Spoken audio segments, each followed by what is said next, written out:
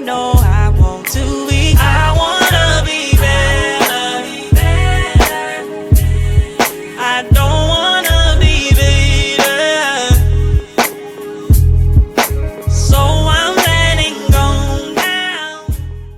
So welcome back, y'all, to the Better Not Bitter podcast. I am your host, Maya Warren, and as always, glad to have you spending time with us. Um, and I'm looking forward to today's episode because we're starting something new. It's called the Village Chronicles, essentially providing a space for parents, caregivers, and guardians to express themselves in terms of how disability impacts their journey. Um, without further ado, I'd like to introduce our first guest for this particular series, Miss Donita Johnson. Hi. Hi, thank you for spending time with us. Do I have your name right? Yes. All right, I always like to check. That's a sign of respect in my book. Um, if you could just introduce yourself, tell us who you are and how you got introduced to the world of disability. My name is Donita Johnson. I'm a mother of two. I'm a school teacher. Both my children have disabilities. My daughter has autism, epilepsy, Tourette syndrome, and ADHD. And my son has ADHD, and he's currently being tested for ODD. And that's kind of how I got in the world of disabilities. When my daughter was born, she was fine, and then when she was about 3, she had her first seizure, Mm. and that caused some brain damage. And we that's when we got our autism diagnosis and different things happening, and there was nothing there. So that's kind of where my world started. And from before then, having family members that had different disabilities. But of course, in past times, they didn't really talk about disabilities. It was just something wrong with them. So definitely being around them before, but not really being into the world, actually knowing the correct terms until my daughter. Yeah, yeah, and I think one of the things that I've observed from talking to a lot of parents is that is the general response. Like their kids were the pathway into this community, and maybe they had some semblance of awareness, but having it hit so close to home is what really opened the door for them. Mm-hmm. And I think it's impactful in the sense that, even as a parent, you're left with the choice, Mm-hmm. um, because you're human, you're left with the choice of either avoid this or operate in denial or like face this head on and accept it. Can you talk about what that was like for you? It definitely was a rough journey. I know, speaking from being a parent, whenever you first get that diagnosis, it's like, okay, what the initial reaction is guilt. Like, what exactly did I do that my child is having to go through this? So it's almost me, and I kind of joke about it now, but then it wasn't. It's almost like going through a 12-step program, because you go through anger and guilt and misunderstanding, and then you go to where you hit the acceptance, but then you relapse back to anger and guilt. So for me, it was walking and realizing that, no, not only did she not choose to walk this journey, I didn't either, but this is where we are. And it was just getting to a place where I felt that we were walking this path because somebody else wasn't strong enough to, but somebody else was going to need us later on. So Mm-hmm. it was me mentally accepting that I was blessed to be able to walk this journey with her and to watch her walk this journey. And after then, it was like, hey, let's hit the ground. Let's see what, let's, blaze this way for others. Yeah, and I think that's one, I appreciate your transparency, right? Because everybody, like, we got to start somewhere. Like, we don't always know what to do. Um, and I know you through us being both board members of the same Right. organization, but we both had journeys that got us there. Right. And I think it's really cool that you talked about um, like growing to the point where like this is what it is. Like we didn't necessarily choose this, but we're in a sense, it sounded like you're saying you guys were built Yeah. to handle it. Um, can you talk about what it was like especially in the early stages, trying to find resources? It was rough. Honestly, we're from a very rural area called Bladen County, Mm-hmm. where resources are limited. And part of the issue is because there aren't conversations about disabilities. It's like still a hush thing. The awareness is not there. So me and another mother that was very angry because here our children are with disabilities and we have no way of helping them. Mm-hmm. Um, and at that time, when starting out in the early stages, I'm a single mother. So I'm a single mother trying to navigate not only taking care of her, but also trying to navigate a child that has disabilities that I know nothing about, Mm-hmm. other than what I'm reading. But I'm more so a person. I'm like, there has to be somebody that has walked this journey that can help me. Mm-hmm. So in the early stages it was really rough. It was just, and we just started having conversations. We started going to commissioners meetings and like, hey, we're here, we need something. We went as far as joining up with ECAC and different organizations, and we went to Raleigh like, hey, Bladen County is here, we need something. Mm-hmm. Having those conversations and really educating myself. One of the things that I think as parents we get so caught up in the fact that we gotta, provide and support our children, we don't Mm-hmm. really understand the importance of making sure we're properly educated. So when Mm-hmm. we are there for our children and are supporting our children, we know what we're talking about. Yeah. Because people sometimes expect us when we walk in the room because we have a child with disabilities that we don't know anything. Mm-hmm. They try to be able to just tell us anything. So educating myself was my first thing, even in the early stages, because I was like, I want to know what Mm-hmm. this is. I might not know why we're walking this journey, but I'm going to know how to operate in it. So Yeah. definitely early on, that was a big thing, was just because we didn't have anything, we didn't have services, that she needed. We didn't have access to, even okay, when she has a meltdown, what should I do? Like, there wasn't even the basic of help in this area. It was like just self education, and then navigating and networking was my Mm-hmm. biggest piece that led us to the point that we're at now. Yeah. So just to kind of recap, so you said education was a big Yes. thing, and Yes. that came after like accepting that it is what it is. Yes. So you got it is what it is, education, um, and I'll add like a second thing in there, showing up. So finding ways to be Yes. present in places where you can have your voice heard. And for you, it was in those commissioners meetings, Yeah. and having conversations with other parents. And I was just having a conversation today with like my adoptive mother figure. And one of the things that we were talking about is like sometimes we can get complacent in whatever job we have or whatever role we play, that we forget like there's other things we can be doing on a community level to have an impact if we see a need. Like oftentimes we get mad when there isn't this thing for our child, or there isn't this thing for ourselves, because what's already in place doesn't fit, doesn't have a place for Right. particularly folks with disabilities. But one of the things that I've been really privy to lately is just we can start something on our own. Right.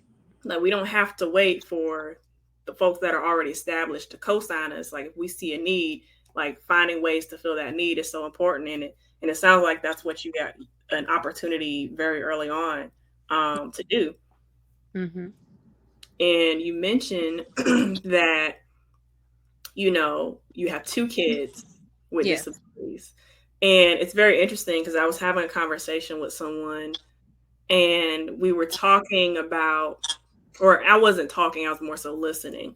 And she was kind of describing or talking about the frustration of trying to pinpoint from a behavioral perspective what's attributed to her child's disability versus what's just like her being a child and testing her at Yeah. times.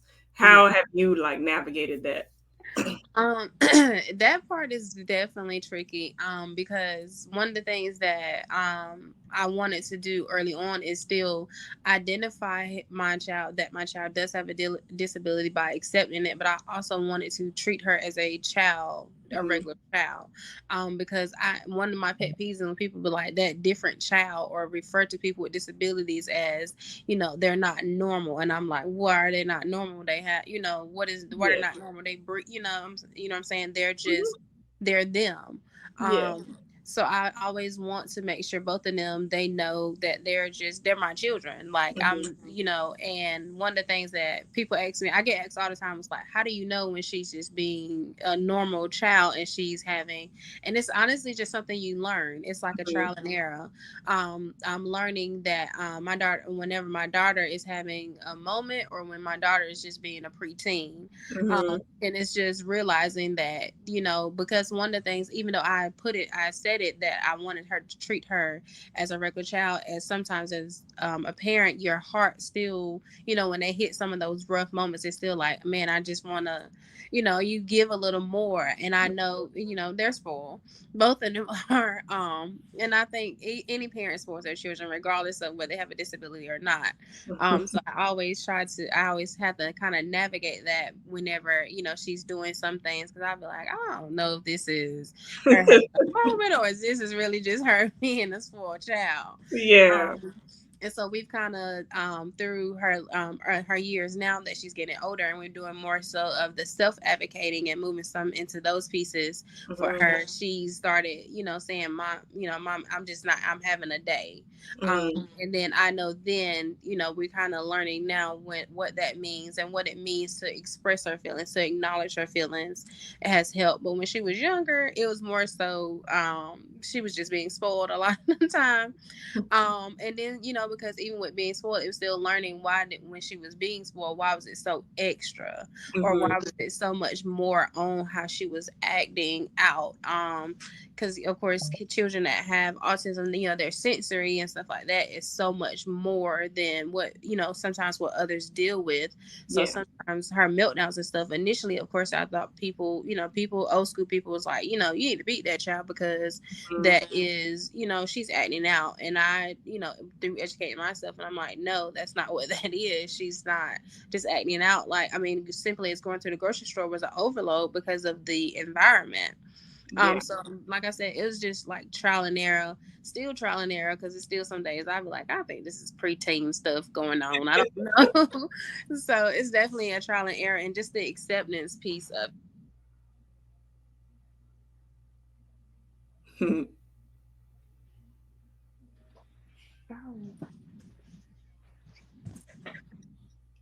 But yes, I'm sorry. That was one of It's all good. I've had babies on the podcast before, so. I knew he wasn't gonna be out long. But yeah, and I appreciate you, being transparent in how you responded, because, even like when parents come to me about certain things, one thing I tell people, like, I'm not the type of person to respond from a perspective that I don't have. So all Mhm. I can give you is what I can give you. Right. Um, but when I don't know, I genuinely, defer or delegate. But it's just interesting to hear from the parent perspective, of how some of those behaviors can be interpreted at times, and how it's a process, for y'all from a parent perspective, just as much as it is for like a young person with a disability. Because while Mhm. y'all are learning us, not just from, being a parent of a child, but being a parent of a child with disability, like, we're learning what it's like to function differently. And, Mhm. like I use the term built different, like the way that I function, the way that I respond to my environment is just different. And I Mhm. think one of the things that took me so long, because no one told me that it was okay for me to be built different. It was okay that I see differently because I vision. It was okay that I get overstimulated, and it's a matter of learning how to adapt. Provide tools so that I can like calm down or whatever the case might be. Like, nobody told me that, so like I've had to learn that, and now I have community that continues to reinforce and help guide me in that direction. Mhm. Because one of the things that people will be like, oh well, normal. They'll throw the word normal out there. And if we're being honest, like, what even is the word normal? Because Exactly. like, we're all built different in some way, shape, or form. Mhm. It just so happens that someone decided to label what I experience and what your child experiences on a regular day as disabled.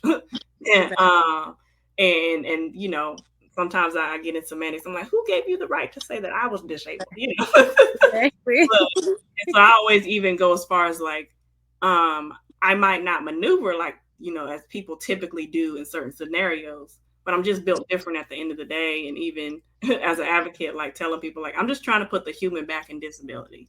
And I almost feel in some ways like it was never there. Like you talked about, you know, older folks responding, especially in the Black community. Like that was the thing. Like, and in some ways, you know, with kids in general being not raised by good parents, we're starting to see some of that rhetoric come back around. Yeah. But like that response of like, you just need to beat that child. Yeah. Or You stick them in know, a room. And I'm yeah, like, and in many ways, like that philosophy, um, you know, it comes out of a desire for discipline, but ultimately it's been exhibited as a form of laziness at times yes, because instead of teaching me to communicate my emotions, you shut me down and lock me away. So that yes, further teaches me to lock, you know, or isolate or internalize or hide within myself. And now when I'm an adult applying for jobs and I need to communicate how my, you know, living hmm experience with disability impacts my role in this company, like I'm not able to articulate that because it's just been reinforced. And like, and right. that's just an example, and I see it all the time. And I don't think we realize. And again, like there's nuance to that conversation, um, but I also think that you know, just from watching Good Parents, that there is very much validity and value to talking with kids through their emotions. I love what you just said because I have that's been one thing that I've even been pushing even in my classroom is the need for parents to accept your children's emotions and give space because we as parents because it's so driven, you know, growing up and stuff, it's so driven that you know you got to make your kids respect you, you don't let your kids talk back, you don't let, you know, those things that were driven from old age primarily in the African American community is Mhm. that you know your children, you know, your children don't talk back. Yeah, And just having I've been having conversations with parents even without children with disabilities, yeah, because it's about creating a space where your child is comfortable to express themselves, express what they're feeling. But yeah, definitely when you have a child with disabilities, it's because they already sometimes can't explain what they're feeling. I know just from my experience, like my daughter has really had moments where she was like, "Mom, I feel a lot." hmm, And that's all she can tell me, but it's because I've created that space that she can feel comfortable to come tell me like, "Mom, I'm feeling a lot, this is why I am the way I am." And one of the things, the reason I've been having this conversation, because I was like, how many children have attempted suicide or, you know, resorted or thought about suicide, and it simply could have been a conversation that was had where a space was open for them to be able to have these conversations about, you know, what they were feeling and the importance of creating that space. Because I mean, I get things wrong all the time when it comes to this parenting journey. It's been, you know, starting out even now, like it's been days like I go to bed at night and I'm like, I failed today. hmm, And I openly admit that to myself, and but I remind myself, but tomorrow is another day to get it right.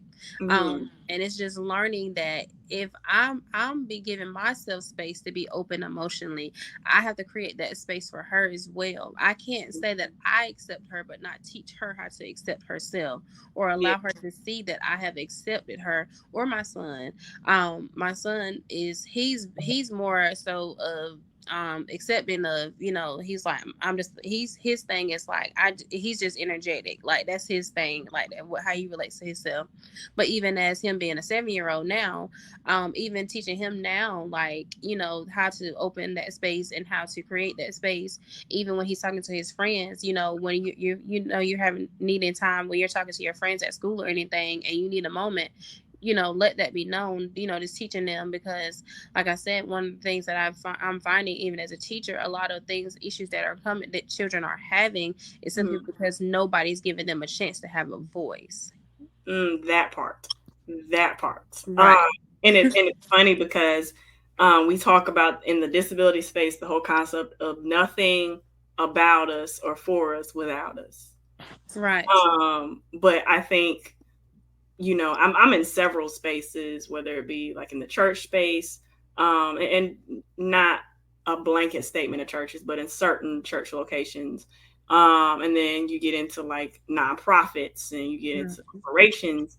And a lot of decisions are being made, and I'm sure you can speak to that as an educator, that would be more impactful if the people that they were designed for were actually in the room, or had space to provide input. As simple as like having youth group events, but not asking the youth what they're interested in. Exactly. Exactly.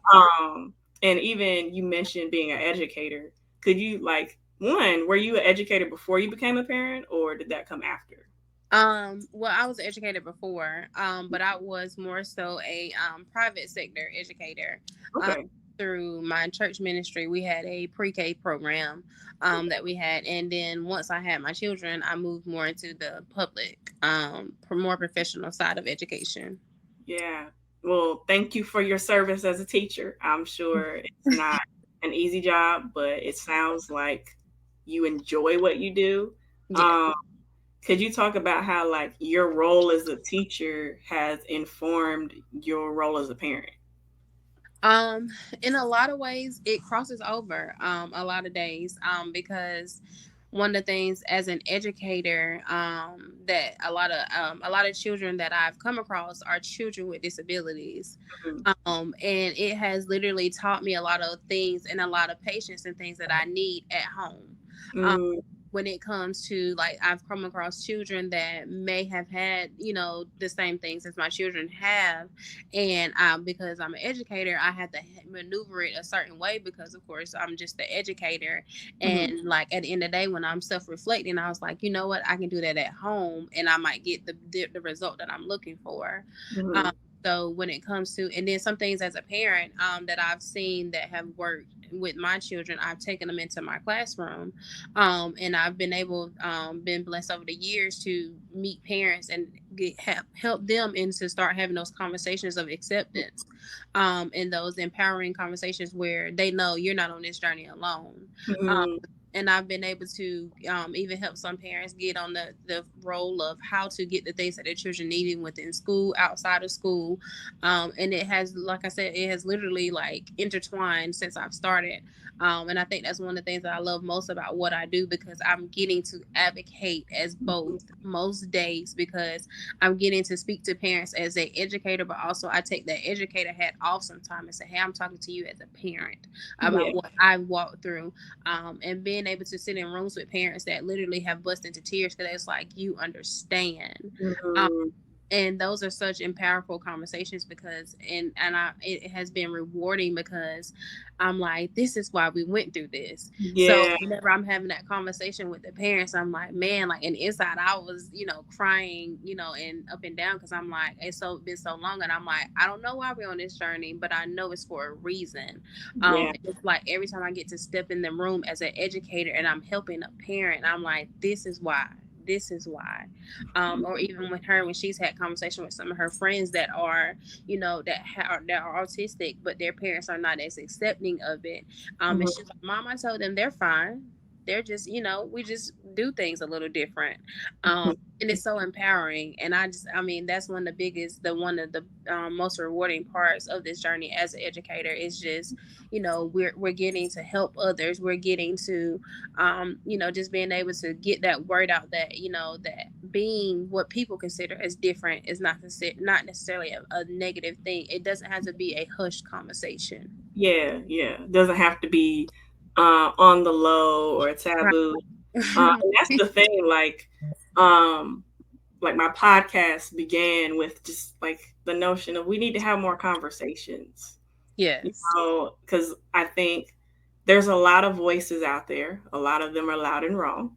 Um, but what we need more of is authentic voices. Yes. Know, in the sea of voices that are clamoring for attention and will do anything to get that attention. We need authentic voices, people that will share not just their pain points, but how that pain is transitioned into their calling, how it's transitioned into their profession, how it's helped them serve in their community, Yeah. serve their neighbors, serve like people in their friend groups, in their inner circles, like even on a corporate or a business level, nonprofit level. We need more of that. We don't Yeah. have enough of that because everybody's trying to appear a certain way, or we're hiding or masking because there isn't enough of that out Mhm. there already.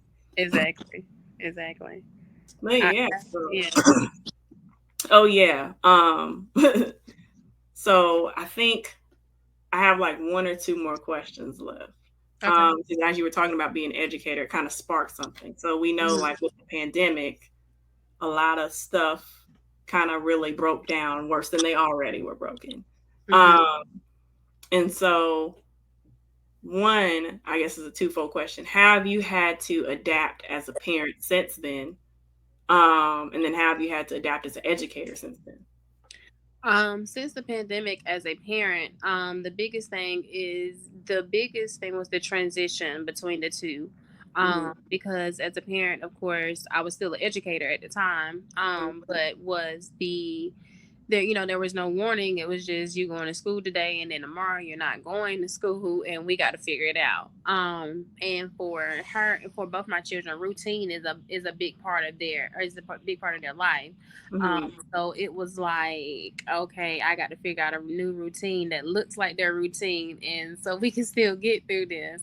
Mm-hmm. And just trying to figure out what was needed for them, because we were just starting to have some good conversations within the school as a parent, for my children, for both of them, trying to get some of the things that they were needing, as far as their speech and getting their IEP together, for my son. And then my daughter had hers, but it still wasn't the way I wanted. I'm a big parent. I'm going to talk in my IEP meeting.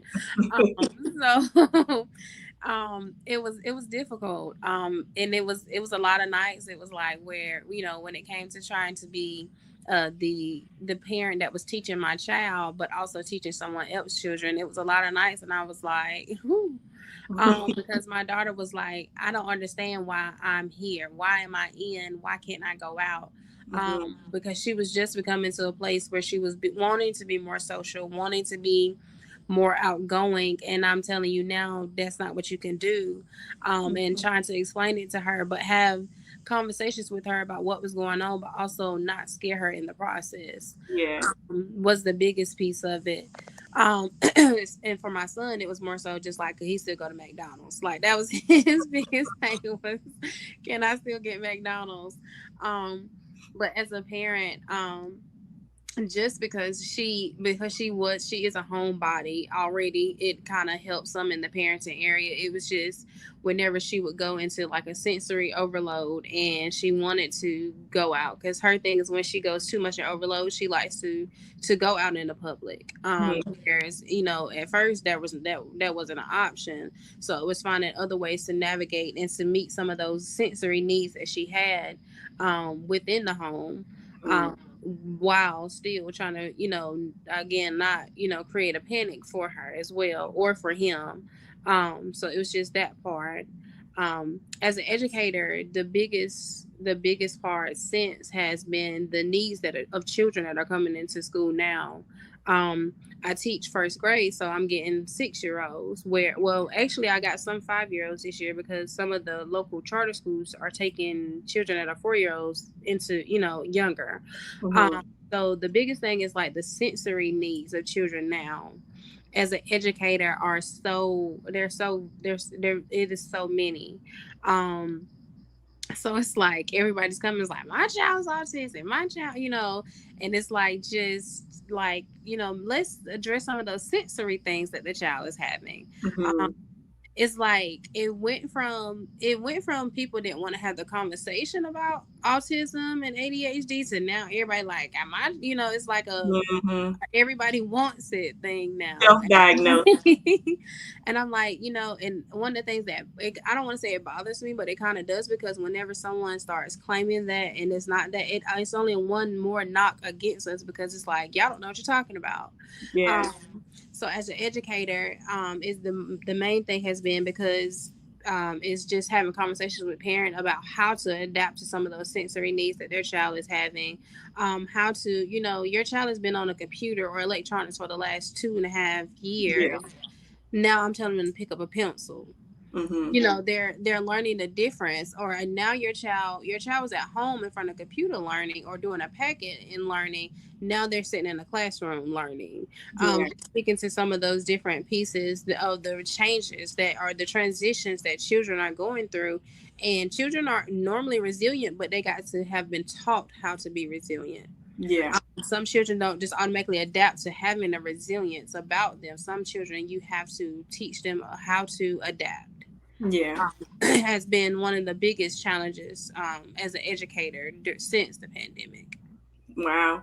You said there's a lot of good information in there. One of the things that you mentioned towards the end was the frustration of people either self-diagnosing their child Yes. or just assuming that certain aspects that can be attributed to autism automatically apply to them without a doctor's Yeah. process, without going through, the process of trying to figure things out. And it's interesting that you said that because though I'm not a parent, I see that a lot. Social media has made it so much worse. Like people just assuming, and now unfortunately you have people identifying as disabled. Yeah. Um, and so a lot of it comes from people wanting attention. Hmm. Uh, and one of the main ways people get attention is by being what they perceive as a victim. And unfortunately, I think it's a twofold problem. Like it causes a problem in the sense that there's people who have already essentially been in line, who have been trying to navigate the disability related journey or the medical condition journey or the chronic illness journey, who are still struggling to get resources. Exactly. In the Because we, state. we still are. Yeah, yeah. Like the state of North Carolina has a lot more rural areas than like city type Yeah. areas. And even some of the city places don't always have it together in terms of resources either. Mhm. And it's just very interesting to me that people would pick a journey that still struggles to have support just for attention. And then some people have genuine concern that is my child having this or Yeah. experiencing this, and because they're responding out of a place of fear and not being informed, that leads to a lot of rash decisions, a lot of harsh verbiage in communicating to people who are trying to speak rationally to you. So you think they don't believe you, and it's not that they don't believe you, it's just there's a process involved. Because the system is already clouded and Yes. you know very hectic in and of itself. And it's not that there's gatekeeping involved. It's just there's a lot of parameters and sensitivities and systems in place that are already falling apart, already heavy. And then you've Mhm. got both of those communities kind of coming in. And I can see how as an educator, how that can be stressful because as a parent, I'm sure you want to believe them that they're not just coming up in here, 'cause they want their child to have um, Right. a leg up. But then as an educator, you're like, you are like taking my attention away from the kids who have been diagnosed who need my Exactly. attention the most in this moment. It's not that you don't care, it's just that you kind of have to be intentional. Yeah. So I appreciate your honesty in that. And then I have, as you were talking, so far we talked about your role as an educator, as a parent, your story. Um, one of the questions I have is, it's very interesting, how we go from not knowing things to learning, accepting things as they are, and then there's a very distinct theme, though it might be fleshed out in different ways. But it's a strong correlation between like developing a skill set or knowledge and then it being reinforced through applying that knowledge and helping others gain that same knowledge. Hmm. And so I would like to give you an opportunity to, I guess I would say, share three things um, that you would like to say to a parent who's new to having a child with a disability, maybe a parent who's scared or what have you, or a parent who feels like they can handle it, take on the world, but they need some reassurance. What three things would you say to a new parent right now? The three things that I would say, that I wish someone would have said to me is to not be angry. Um, yes, whenever you step into this world, into this journey, there's a lot of pieces that are missing that, you're gonna get angry that it's not there, but continue to fight. So don't let your own anger overtake, because as soon as you do, everyone that you're talking to is gonna stop listening. The second thing would be to educate yourself. When I say educate yourself, I'm not saying just get on Google, get on in the WebMD or anything like that. Educate yourself far as to others. Network. There are so many people out here that are having the same conversations as you. There's people in your community, in your areas around you, that are needing the same thing or having the same questions as you. You're not in the journey alone. There are a lot of us out here, trying to fight the same fight, but we can't fight it alone. So educate yourself so that way when you step into a room, you know that you let people know what you're saying, you know what you're talking about. And the third thing would be to never give up. Your child needs you, you need you. And remember that you did nothing wrong. This is just a journey that was chosen for you. Accept your journey. Take the time, because there are going to be days that you're going to not be so sure if you're the right person on this journey, but accept it. And allow that to be your journey, allow your story to unfold, because when you fight it and you are sitting in the guilt, because it is very hard to move past the guilt, because you feel like you don't know what you did, but when you do, that's when your story and your journey really begins. Oh, that's beautiful. Um, I just want to say thank you for being open and authentic in your responses. Again, like I said, we need more of that. Mm-hmm. I know I asked you to say three things to other people, but my question and the final question I have for you is who or what in your village has helped you to become better and not bitter on this journey?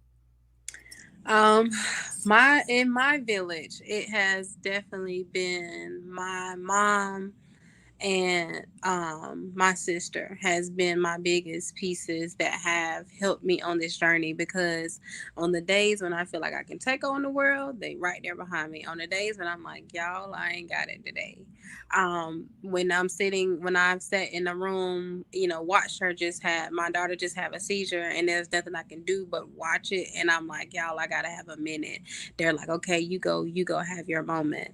They've been right there.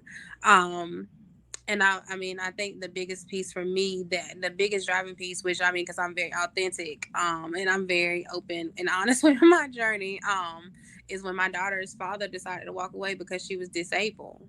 Mm, That was my strongest piece. I said, because this little girl didn't ask to be here, hmm. but I'm gonna stick here by her. Yeah. So on the days, even when I'm like, ooh, I remember that she needs me on this journey the same way I need her. Hmm. There's been a lot of pieces along the way where it's been, quick fixes, where people are like, because I'm such an advocate for my journey.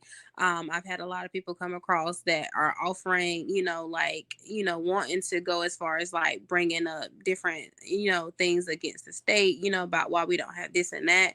And my thing is like, I never want to step in the room and be that angry parent that I started out as anymore, because like I said, when you're come step into a room as an angry parent, nobody's gonna listen. They just see you as angry, especially when you're an African American woman stepping into a room as angry.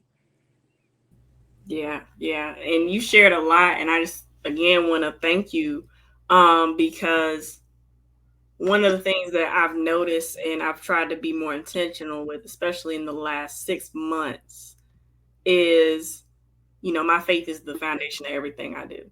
Mm-hmm. And as God has continued to show me that I was uniquely created on purpose. And Mm-hmm. from that comes a sense of mattering. So because I belong to him, anywhere he sends me, I belong there. Exactly. And one of the things I've been working on being intentional about is communicating to people that like your voice matters. Mm-hmm. So I want to say to you, thank you for sharing your voice and your time, because I know that as a parent, like, you know, there's a lot of different avenues that you juggle with joy, but there's certain aspects of parenting that are a burden, or can be a burden. But I just appreciate your voice, and the impact that you get to have on a regular basis as a parent and an educator. And without further ado, everybody, I just want to say thank you for tuning in. If you can like, comment, subscribe, tell a friend, all those beautiful things. And remember to live each day with the aim of becoming better and not bitter, one day at a time. And I will see you in the next episode. Peace. 'Cause one thing